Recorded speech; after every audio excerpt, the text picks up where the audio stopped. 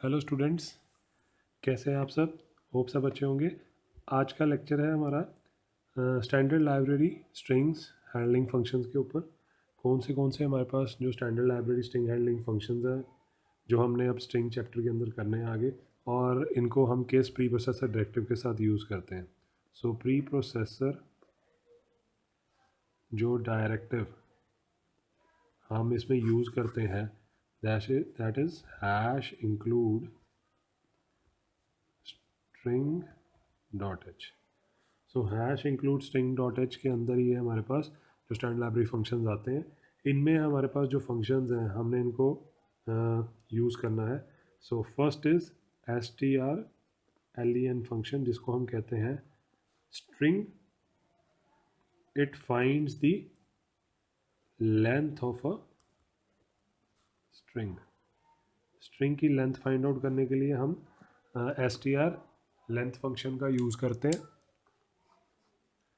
सो str length function के लिए हम सबसे पहले इसकी एग्जांपल ही देखेंगे, फिर उसके बाद हम नेक्स्ट आगे आगे देखते जाएंगे और कौन से फंक्शंस हैं हमारे पास जिनको हमने यूज़ करना है।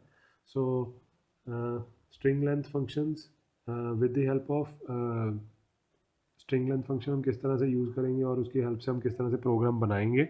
तो पहला प्रोग्राम आपके पास यही है जी, जो स्ट्रिंग लेंथ फंक्शन हमने यूज़ करना है।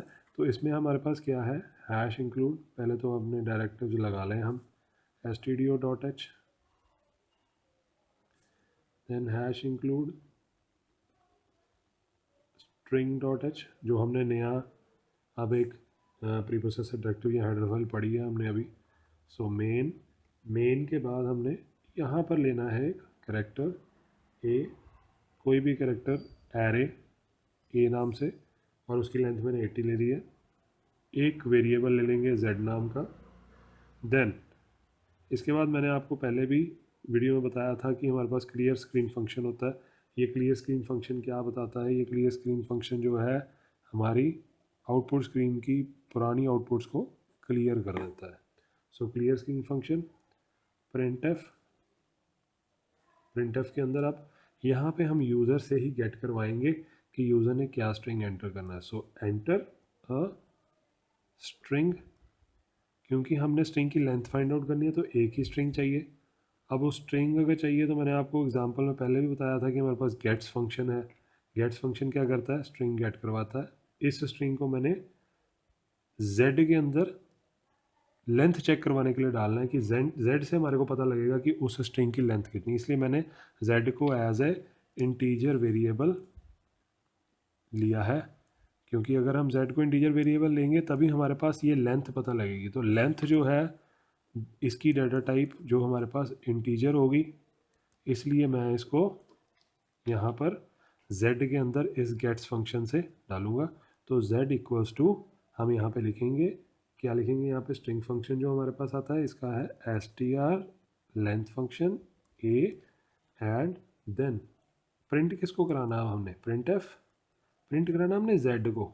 इस z को प्रिंट कराएंगे हम, क्योंकि जो z है यही हमारे को लेंथ बताएगा, ना कि अब यहाँ पे हमारी जो एरे कोई प्रिंट कराएगी। तो length of string is single quotes. अब देखो लेंथ ऑफ स्ट्रिंग है तो वो हमने जो लिए है इंटीजर में लिया है, इसलिए %d comma z and then get ch। ये भी फंक्शन अच्छा है, इसको यूज़ करना है, ताकि इस फंक्शन से क्या होता है, स्टेबल्स दी आउटपुट स्क्रीन को स्टेबल रखता है ताकि हम देख सकें अपने आउटपुट को। तो जैसे ही मैं यहाँ पे आउटपुट स्क्रीन लाऊंगा, अब आउटपुट स्क्रीन आ गई हमारे पास। इस आउटपुट स्क्रीन के अंदर जब मैंने इसको एंटर करवाया, यहाँ पे कोई भी स्ट्रिंग हमने एंटर करवाई है, तो अगर मैं कोई भी स्ट्रिंग एंटर करवाता हूँ उसके रिलेटेड उसकी वो लेंथ हमारे को फाइंड आउट करके देखिए। मान लिए यहाँ पे अब क्या होगा, आउटपुट स्क्रीन के सबसे पहले मैसेज आएगा। कौन सा मैसेज आएगा आपके पास, ये वाला। तो ये मैसेज क्या करेगा, यूज़र को स्ट्रिंग एंटर करवाने के लिए कहेगा। तो एंटर स्ट्रिंग, तो यहाँ पे आप कॉलन में लगा सकते हैं ताकि यूज़र को अच्छा मैसेज दिखे और उसको पता लग जाए कहाँ पे स्ट्रिंग एंटर कराना है। मान लीजिए मैं स्ट्रिंग एंटर करवाता हूँ, यहाँ पे मैंने स्ट्रिंग एंटर कराया अपना नाम असीम। तो जैसे मैंने स्ट्रिंग एंटर कराया असीम, तो इसका मतलब यहाँ पे कितने करेक्टर्स हैं, 1 2 3 4 5। सो हमारे पास जो आउटपुट आएगी, length of string is 5। So length of string is 5 and जो मैंने नाम एंटर किया, सीम नाम एंटर किया था, उसकी लेंथ कितनी आ गई, 5 आ गई। तो यहाँ पे आपका जो है ये स्ट्रिंग लेंथ फंक्शन जो है, इससे हमारे को पता लगता है कि हमने किस तरह से प्रोग्राम के अंदर इन स्ट्रिंग्स हमने यूज़ करना है स्ट्रिंग लेंथ फंक्शन को, और उसको यूज़ करके हम यहाँ पे इजीली काउंट कर सकते हैं स्ट्रिंग की लेंथ को। सो होप आपको स्ट्रिंग लेंथ फंक्शन इजी लगा होगा और अच्छी तरह समझ आ गया होगा। तो इसके बाद जो नेक्स्ट फंक्शन हमने करना है that is string copy function. हम दो स्ट्रिंग्स गेट करवाएंगे यूज़र से, ठीक है जी, या सिंगल स्ट्रिंग हम गेट करवाएंगे यूज़र से, और उसमें क्या करेंगे, स्ट्रिंग को कॉपी कर देंगे दूसरे के साथ। सो कॉपिंग करने के लिए हमारे को स्ट्रिंग को पहले क्या करना पड़ेगा, यूज़र से गेट करवाना पड़ेगा एक स्ट्रिंग, देन कॉपी करने के बाद वो स्ट्रिंग दूसरी जगह पे हम किसी भी वेरिएबल में और स्टोर करवा सकते हैं। तो उसको हम पुट करवा सकते हैं किसी नेक्स्ट वेरिएबल के अंदर या नेक्स्ट एरे के अंदर हम उसको स्टोर करा सकते हैं। तो हमारे पास एरेस या वेरिएबल्स तो दो ही आएंगे। एक वेरिएबल में हम पहले यूज़र से गेट करवाएंगे वैल्यू, अब वो एक वेरिएबल में स्टोर होगी, एक एरे में स्टोर हो गया। दूसरा फिर उसके बाद दूसरे एरे में हम जो खाली स्पेस होगी उसमें उसको कॉपी भी तो करवाना है, तो कॉपी करवाने के बाद वो जो डाटा है वहाँ पे स्टोर हो जाएगा। उसके बाद नेक्स्ट जो हमने करना है वो हमारा जो फंक्शन है, हम इसको नेक्स्ट देख लेते हैं जी। चलिए अब नेक्स्ट मैंने पे चेंज कर लिया। अब यहाँ पे हमारे पास जो नेक्स्ट फंक्शन आ रहा है जो हमने करना है इस स्ट्रिंग्स चैप्टर के अंदर, that is second function, it is known as string str copy, CPY। So string copy function, string copy function भी हमारा, जैसे हमने अभी स्ट्रिंग लेंथ फंक्शन किया है, ये स्ट्रिंग को एक एरे से दूसरे एरे के अंदर, एरे ब्लॉक्स के अंदर हम डाटा को स्टोर करवा सकते हैं। तो उसके लिए हम स्ट्रिंग कॉपी फंक्शन यूज़ करते हैं। चलिए इसको प्रोग्राम में देखते हैं। तो स्ट्रिंग कॉपी फंक्शन क्या करता है, स्ट्रिंग कॉपी फंक्शन यूज़ किया जाता है कॉपीज अ स्ट्रिंग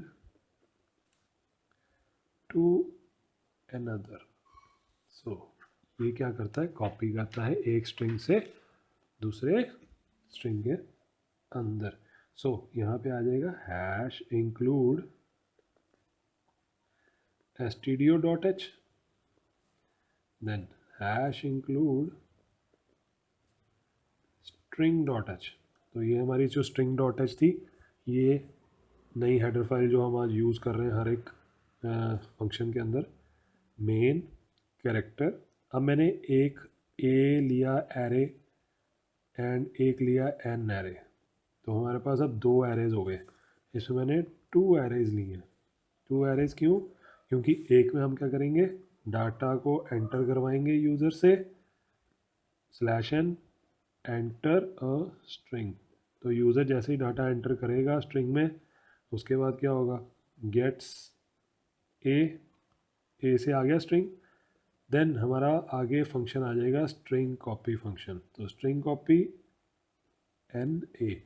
अब यहाँ पे देखने वाली बात है कि स्ट्रिंग कॉपी फंक्शन का जो सिंटेक्स है, इसमें हमारे पास strcpy, n is basically area of copied screen.